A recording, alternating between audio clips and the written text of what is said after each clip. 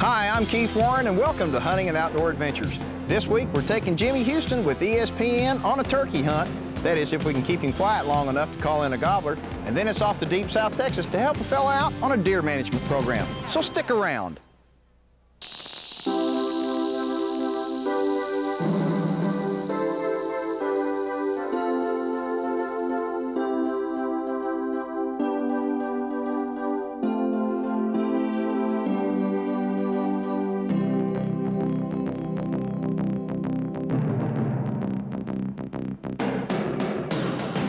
Hunting and Outdoor Adventures with Keith Warren. This is a program about hunting. As such, it contains scenes which may not be suitable for everyone. Viewer discretion is advised. What kind of a technique is that, man? What's the deal? I'll tell you, you don't even have him hooked in the mouth at that. I mean, Are you going to tell us you done it on purpose? All I did was just, I had a backlash. I thought, what in the world? You're going too fast with trolling motor. Line was going out that direction, and I thought, well, maybe I got a fish on there. You know, if you wasn't a professional, I'd just call that dumb luck myself. Now don't go getting up out of your chair and looking for the TV guide. You have turned into Hunting and Outdoor Adventures. It's just that my guest this week will look a little more familiar sitting in the front of a boat. You see, it turns out my fishing buddy Jimmy Houston of ESPN Jimmy Houston Outdoors is an absolutely rabid turkey hunter. So I don't think I'll have any trouble talking him out of this boat and into a field so he can call in some Rio Grande gobblers. Our first stop was near Campbellton, Texas on the 7-4 Ranch, a place where I had had success and seen a bunch of mature gobblers just a couple of weeks before. See, this ranch has an abundance of water on it. Otherwise, I think these little water holes would be good spots to hold turkeys, especially in the heat of the day like this. That 24-12 I killed last year. Yeah. Killed him on a water tank. Oh, did you? I'd seen where they'd been, you know, getting up there in the water. It was a concrete, set about that high off the ground. I set up about 200 yards down below it, looking down the little bottom. It was real windy like it is today. And I'd been sitting there, and I was calling down that bottom. Nothing ever came out. I turned around, looked up on that water tank, and that big old gobbler was standing on that water tank. The water tank's this high, and the gobbler's this high. And he was turned around the other way, drinking. He just drank. I waited till he got through drinking. He's just kind of just sort of looking around. And I called to him. When I purred, boy, he puffed up and come right on in, just walked right on in there. 24-12? 24-12. It's a big old turkey. 7th biggest Rio Grande in the book. Big Rio Grande. We can't even find a 12-12 today. When you're hunting with Jimmy Houston, the one thing you'll never run out of is conversation. I'm just wondering, that wind, if they can hear that call. You can hear this big old paddle pretty easy. Well, that's loud. But I got one that's louder than this one, too.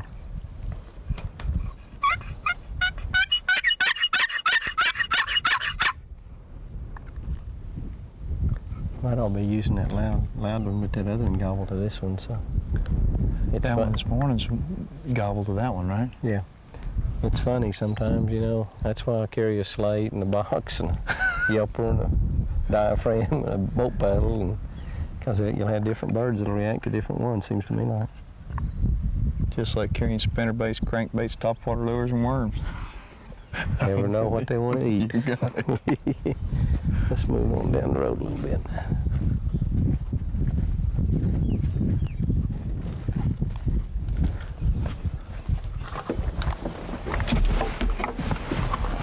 A couple of weeks ago, when I first hunted the 7-4 Ranch, I saw a bunch of turkeys working a big field with a stock tank at one end. If they were still there, Jimmy and I figured we could ambush these birds by setting up on the other side of the tank dam. Hey, Jimmy's here. Y'all come get him. I've got leggings on, so I guess that makes me the designated snake getter outer. Used to throw a boy down in Florida. He had wooden legs. We'd send him ahead, that way rattlesnakes wouldn't hurt him. He didn't have to worry about it then. Ride him on the wooden legs. One time he fell down, dink meals. One time he fell down, them snakes were all around him. Couldn't get back up. With a wooden leg? It's a pretty funny story. 2 wooden legs. This is where you need to sit. What you can't do is see them if they come around them that way, though. If they come around from that way, you're dead meat. This is a funnel point. They're just gonna come right in through here. And if they do go off this other way, we can just call them right back. Yeah. At least that's what we thought. And it's true, we might have been able to call them back if the turkeys had actually shown up.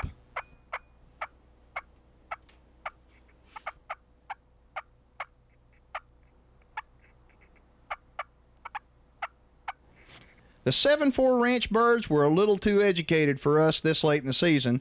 What we needed were some stupid birds. After the break, Jimmy and I head a bit further south in search of some inexperienced turkeys. Stick around.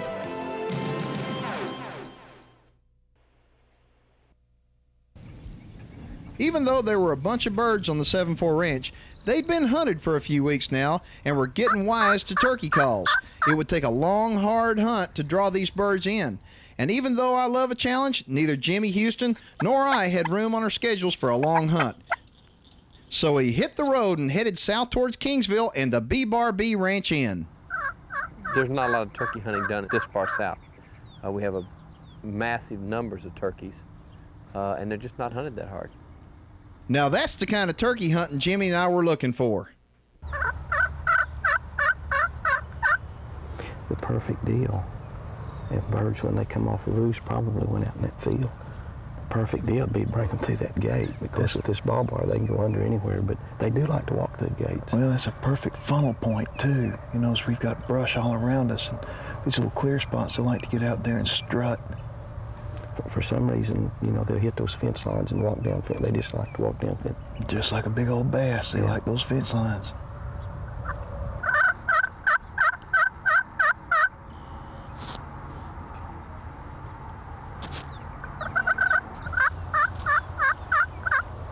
Oh, God, looky there.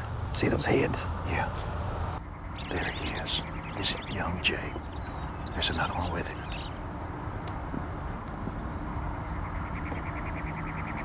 I can't get my gun up. I'm just gonna have to wait. Golly, I forgot to put a call in my mouth. Shh, don't talk. I know it's hard.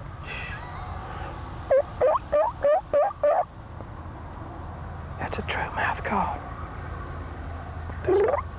That's not a call, that's your mouth. Yeah.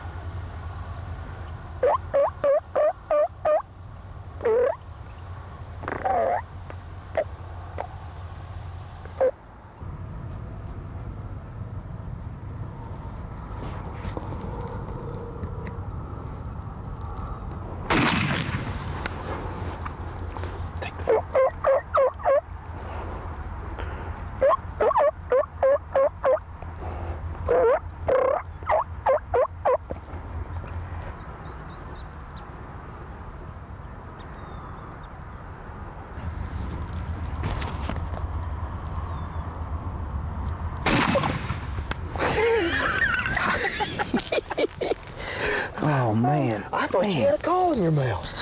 I forgot to put my stinking call. I did everything wrong from a call standpoint. Looky here, let me show you something else. I forgot to put my diaphragm in my mouth. Look at this, see my slate? It's wet. Well, let me tell you, where is it? I put a stinking soft drink in here because it's been getting so hot. I put that soft drink in there for later. Sweated on there. Well, it was in a different compartment, but evidently the condensation through there, that's the only dry part of the slate that I had left right there. Now, I hit that with my striker, my end deal to try to dry it out, but that's the only dry part of the whole slate. But that is what I think got them started. Oh, there's no doubt about it. No, they come to the, they popped out there. Did you notice that they never made a sound? That's right. They never made any noise at all. They're just as quiet as they could be. Well, we were just talking about it, that funnel point, and they came right through there. Let me crawl on this fence. When you get an opportunity like that, which is a turkey hunter's dream, to be able to see them from a long way off, and of course, you know, my gun was out of position. I had to wait until they turned their head. Everything was perfect. You really ought to go ahead and take the bird. Not a thing in the world wrong with that. Everybody wants trophies, but not anything wrong with that. And the other thing is in shooting two of them. Of course, in Texas, we're down here, we got a 4-bird limit. That's right. You know, in a lot of states, you can only kill one turkey, but we're really blessed here in the state of Texas with a 4-bird limit, so nothing wrong with going ahead and shooting 2. And this afternoon, those are the best eating anyway. This afternoon, we'll go out, and I'll call you one up. That'll work. Thank you. Woo! Coming up next, we're going to roll back the clock from turkey season to deer season as we go for big bucks in South Texas.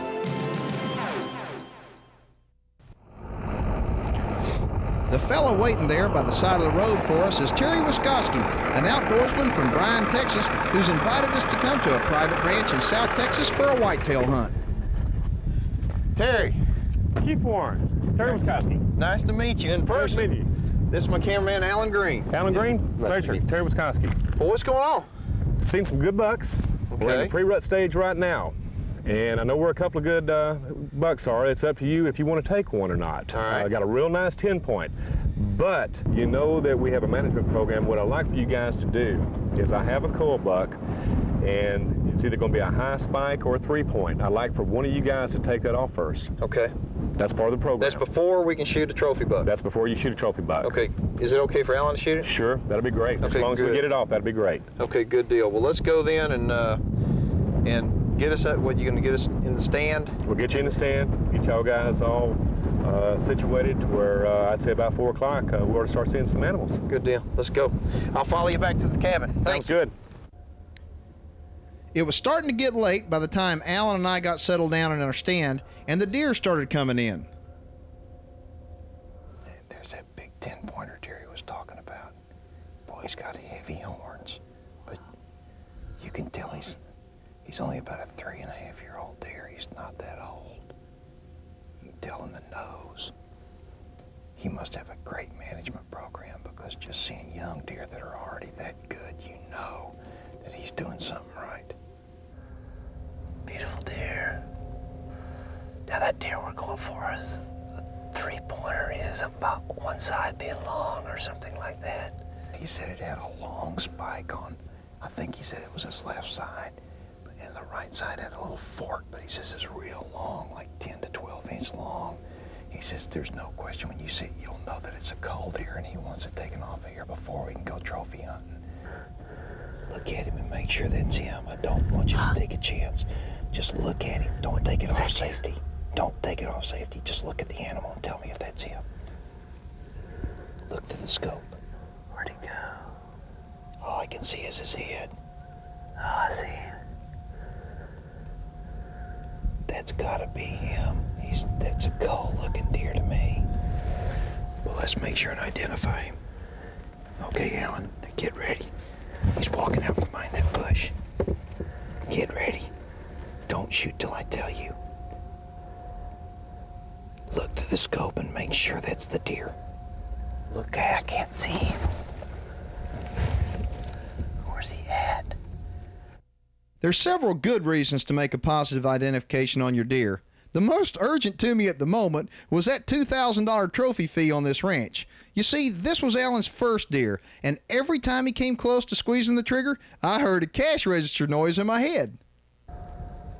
Wait, don't take it, don't take it. Wait till he leaves away from that buck. I don't want to take any chance. I don't see him. Look to the left of the big buck, Alan. He's walking to the road now. Oh, I see him. To the left. To the left of the big buck, he's walking to the road. Make sure and identify the animal first. Okay, he stopped. Okay, good. Here he goes. Here goes. Here goes. Perfect. Man, that was a perfect shot. Oh, He went down instantly. That 7 mag does it, doesn't it? It's bad medicine. I tell you what, this is a great rifle. That's the management deer. He did. Look at that.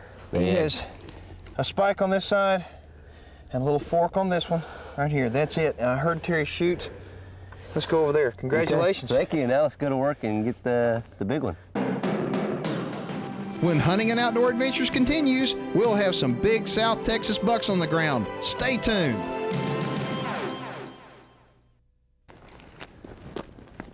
Come over here and take a look at this. Holy smokes! Look What do you at think the about that? size of that. Oh my Lord. Is that a good managed buck or is that not? What do you think about that? Oh man, look at that animal. I like that drop time. Oh my goodness. Look at the size of that bad boy. Oh! Terry, congratulations. Thank you, sir. Look at that deer. Now, I heard some shots y'all's direction. Did y'all shoot that call? Yeah, Alan shot that call. All My right. goodness, I saw a great big 10-pointer, but it wasn't this big. You ain't tell me I can go for one of these now? I'll tell you what we're going to do. I know the weather's going to change on us. It may get a little bit foggy, but I got a good deer picked out for you. Hopefully he'll come. Okay. Let's put you in the stand and let's get with it. Well, let's load this thing up. I want to get out there. I mean, look at this. Holy smokes. This is results in trophy management. There's no question. Big deer like this are no accident. None. You have done a tremendous job out here. It's rather obvious, and let's go get me in a stand. What is that? Keith, this right here is what did it. That deer was going up that hill right there, and he was up about, I'd say, a couple of 100 yards chasing a doe, and he would never stop. I sat there and I grunted a couple times. He turned around broadside, went down. And if it wouldn't have been for this, I don't think I would have stopped him. And I don't think I'd have this animal on the ground. But he was chasing a doe when he was chasing a doe. Yes, he was. And it stopped him. It stopped him dead in his tracks. He thought there was another dominant buck in the area, I guess. That's right. I want to find out who it was. But I'm a believer in these things. They work. If people just get out there and work them, this is the end result. Let's go, man. Can't get any better than this. I got to get in the blind right quick. We didn't have much of a measurable rut this past season in South Texas, but what there was seemed to have happened the second I sat down in my blind. I saw a nice buck running some does, stopped him with my grunt call, and then stopped him permanently with my 7 mag.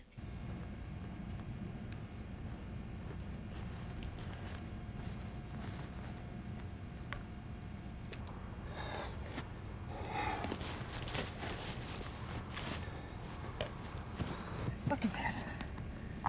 Oh man, folks.